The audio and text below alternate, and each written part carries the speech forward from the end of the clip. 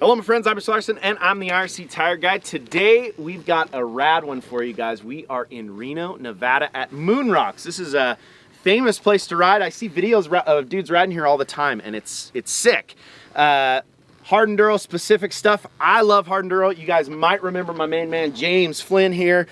He's a gnarly hard enduro rider. You guys have been seeing the breakdowns that we do with James, but we've got a new guy here, Anson Maloney.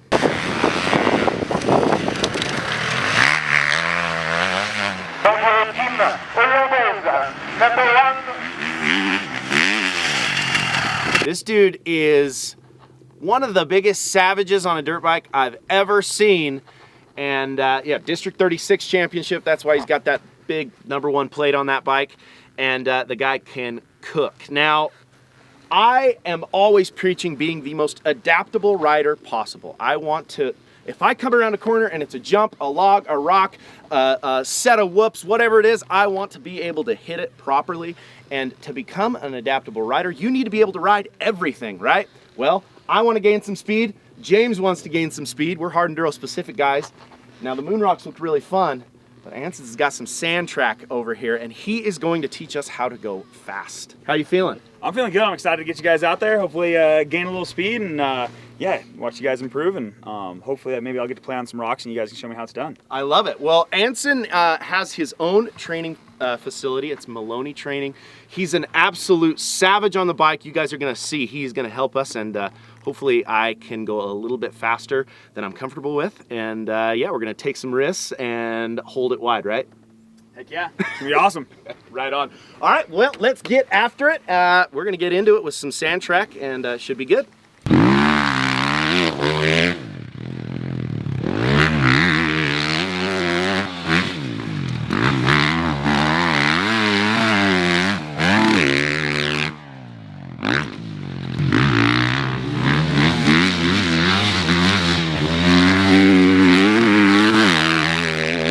So Anson just showed us his turn track, and I gotta say it's very fast, first off, but second, it's every corner I feel like I want to square up, and I'm so used to, like, you know, braking hard, sliding the rear, getting on it, and just kind of squaring every single corner. Whereas this track is very, like, flowing. It's about holding momentum and holding the outside line. I'm looking at, like, the natural line that Anson is taking, and he's just kind of riding the outside of everything. Can you break that down for us?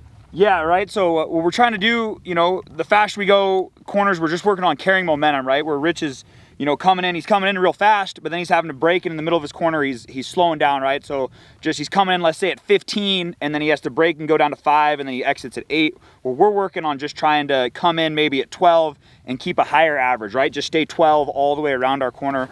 So what we're going to work on is just trying to learn how to get off that brake a little sooner, roll into our corner, get on the gas sooner, and leave that corner with the same momentum we entered with. I like it. I like it. Momentum. This is a killer track for learning how to hold momentum on corners that, you know, you could square. Yeah. It's like, gosh, I could square all these, and I'm like riding your line, and I'm like, gosh, he's holding so much more momentum, like with minimal effort. So yeah, let's go hit a corner and see what happens. Sounds good.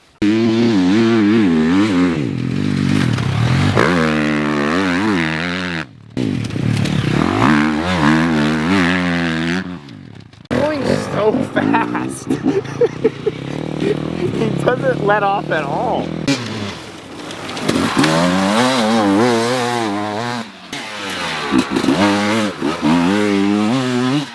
So a big thing as you were coming in, right, as you came in, your rear wheel locked up, right? It pretty much came to a full stop. What that's doing, right, it's locking up the rear end, and it's not letting you initiate your rear end slide or your, like, corner early enough to get the rear tire to start arcing around on you. So if you can keep the rear wheel spinning, we'll be able to lean into it a little bit more earlier and get that rear tire to want to turn and kind of get you around it sooner. Okay, cool. And so maybe even initiate the corner sooner. Yeah, so you'll be able to start initiating sooner, right? Like you can kind of see you were on the brakes until right about where that bush is. So you couldn't start your turn until there. So if you can get off it like back here, you'll be able to lean into it a little sooner, and that bike's gonna want to tuck and get that rear tire to kind of slide across the top of it a little bit more. Okay. Your big thing would be coming in as you enter into it, trying to like almost kiss that bush on the farthest outside. Yes, I was a little bit inside, You were a and little farther that goes this way. back to that. I feel like I want to square everything, Right, like- Because I'm so used to riding turn tracks that I square so much. Yep. I'm like, this is something I definitely need to work on. You could see I was definitely more inside, and then I kind of caught it.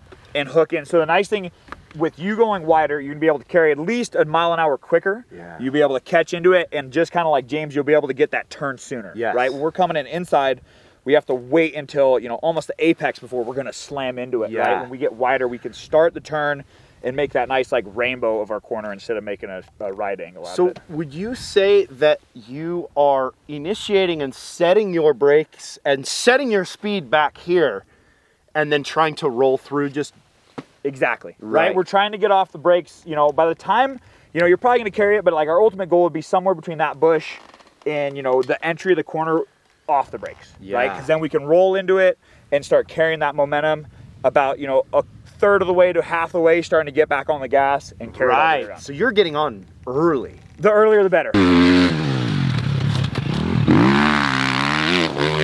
Right? Our ultimate goal is you're either braking or gassing. The least amount of coasting, the better. You're going to have to coast sometimes, but ultimate goal is gas or brake. Dude, I was like, yeah, when you went through it, I was like, dude, he didn't even let off, it felt like.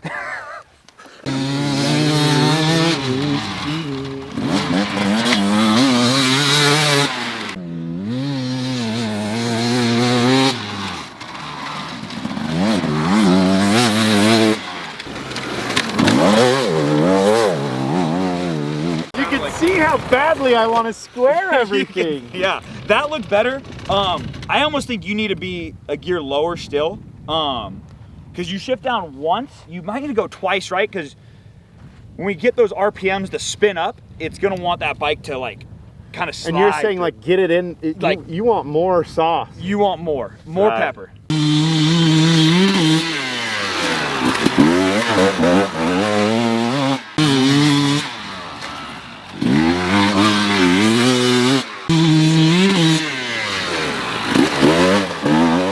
A lot better. There's still like a small like rear end lockup, which is gonna happen, right? Your rear, you know, it's so hard to fully modulate it, but you're able to like get into a spot where you kept the arc and the rear tire was definitely like sliding that top part way better. Got to Tokyo drift that thing. That's really what we're trying to do, right? The Yeah. better we can just get that rear tire to turn, and like slide in the rear end, turning with the rear, because this is a good one because it's just got so much open space to it. We don't have to like knife the front end into something.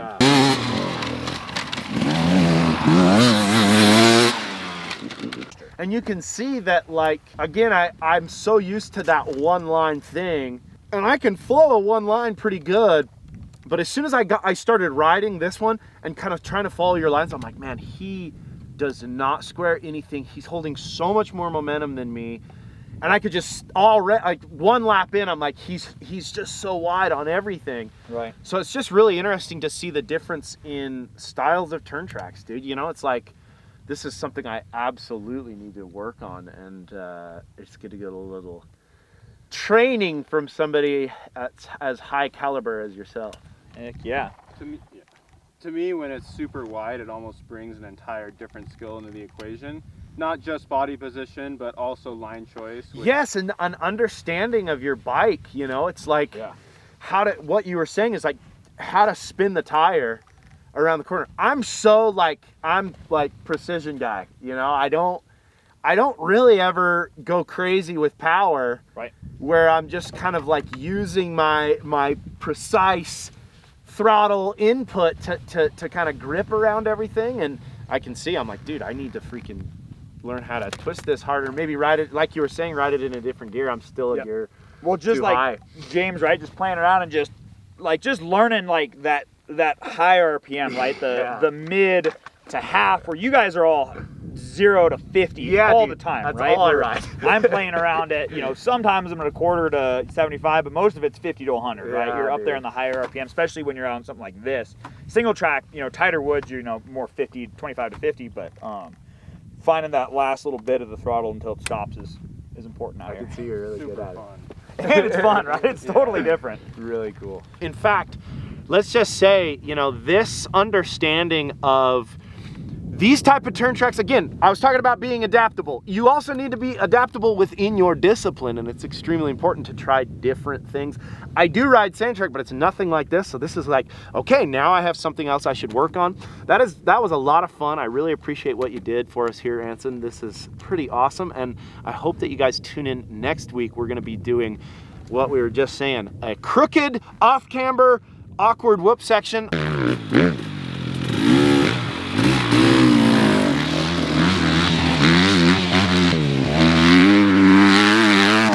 I don't know whether to sit or stand or what to do, and hopefully Anson can give us a little bit of insight on it. And yeah, I hope you guys are enjoying it.